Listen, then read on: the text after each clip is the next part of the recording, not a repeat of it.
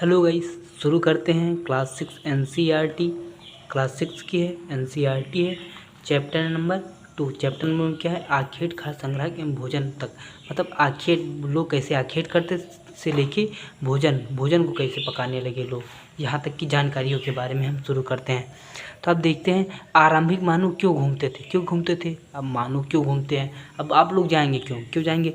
आपको भोजन की तरफ, जैसे जो गांव के लोग शहर जाते हैं कमाने के लिए भोजन की तलाश में जाएंगे, शिकार की तलाश में जाएंगे।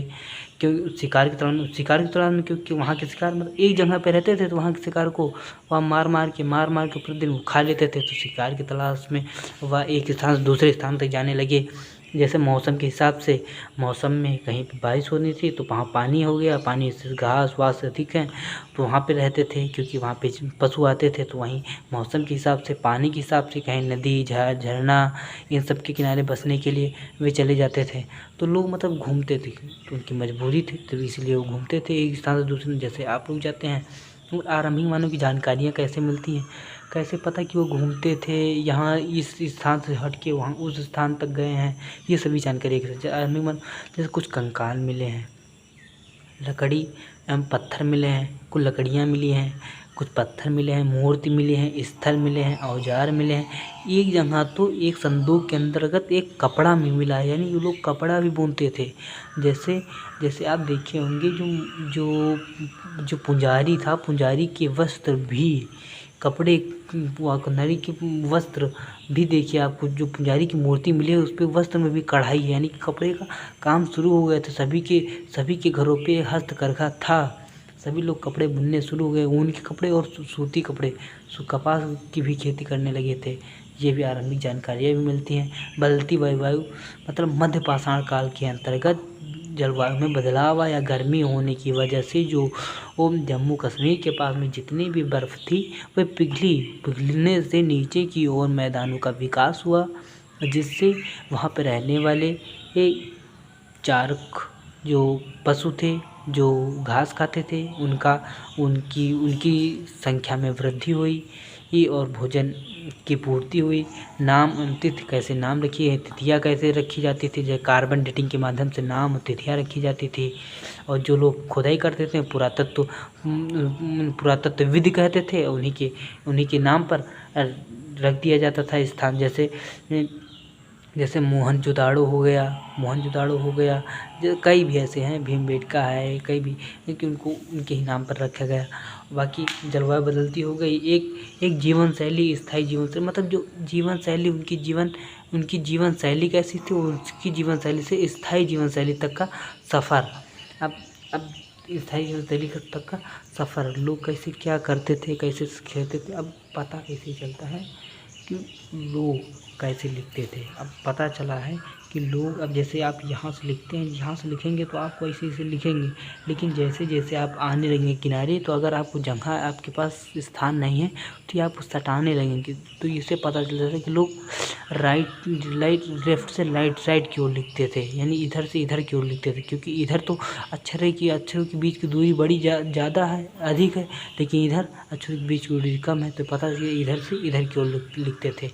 लोग ऐसे पता करते हैं, लोग जिनके पास अधिक माइंड होता है वही पता कर पाते हैं। जैसे पाषाण काल के बारे में क्या जानकारियाँ मिलती है? पाषाण काल को 3 भागों में बांटा गया है: पूरा पाषाण काल, मध्य पाषाण काल, नव पाषाण काल। पूरा पाषाण काल, मध्य पाषाण काल, नव पाषाण काल। पूरा पाषाण काल को पैलियोलिथिक, मध्य पाषाण को मेसोलिथिक, नव पाषाण काल को नियोलिथिक भी कहा जाता है। पूरा पाषाण काल 20 लाख साल से 12,000 साल पहले तक स्थित है, और मध्य पाषाण काल 12,000 साल से लेके 10,000 साल पहले तक की स्थित है। और नव पाषाण काल यानी कि 10,000 से 7,000 से, ये सभी 10,000 से 7,000 तक ये सभी स्थित हैं।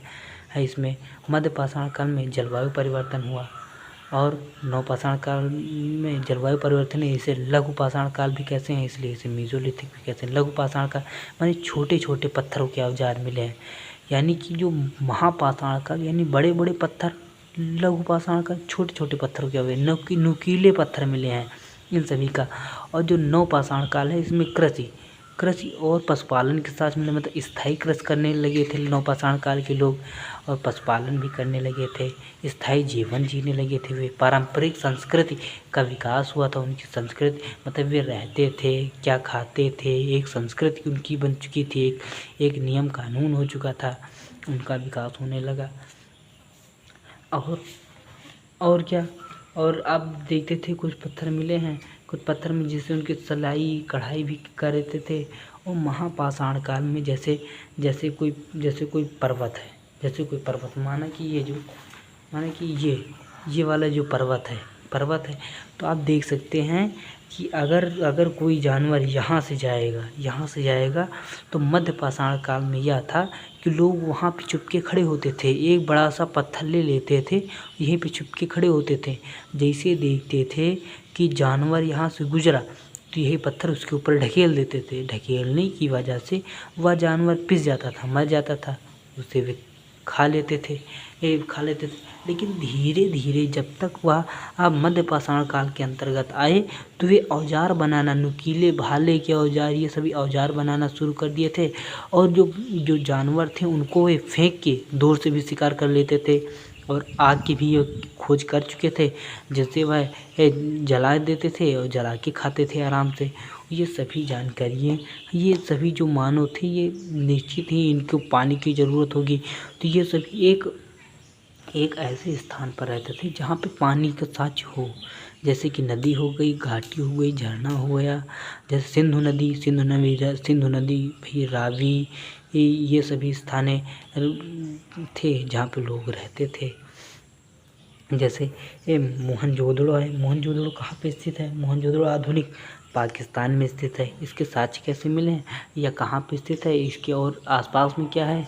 इसके आसपास में सुलेमान और किरथर पहाड़ियाँ हैं। सुलेमान किरथर पहाड़ियाँ हैं जिनके बीच में ये स्थित थे। आग की खोज, ये देखिए, अब आग की खोज, कुरनूल गुफाएं को ढूंढो, कुरनूल गुफाएं में ही आग की खोज मिले, यानी जले हुए जानवर के अवशेष मिले हैं।